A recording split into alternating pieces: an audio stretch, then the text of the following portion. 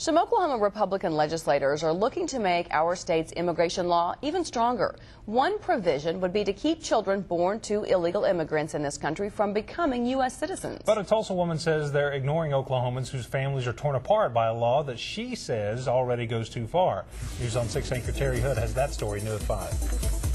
We've been married. Lachelle Wells Martinez and her husband Fernando have been married for 3 years, but they've known each other since 2004, and Fernando is the only father figure Lachelle's daughter has ever known. Good husband, good dad, awesome provider. Wells Martinez admits her husband came to the country illegally to provide for his family in his native Mexico.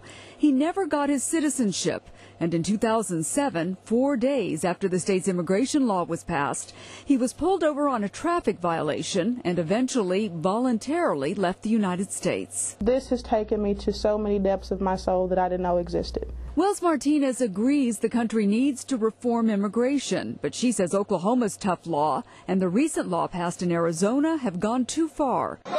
She says the laws tear families apart and lead to racial profiling. It's just really legalized racism. Again, it's a red herring that the apologists will throw out there to try and get the conversation to stop. Oklahoma City Republican Mike Christian says Oklahoma's immigration laws actually need to be stronger. He'd like to see the state confiscate vehicles driven by illegals, make it a felony for illegals to possess a gun, and what he calls the holy grail of immigration reform, prevent children born in the U.S. to illegal immigrants from becoming citizens. We're one of, if not the only country in the world that allows someone to come to this country illegally.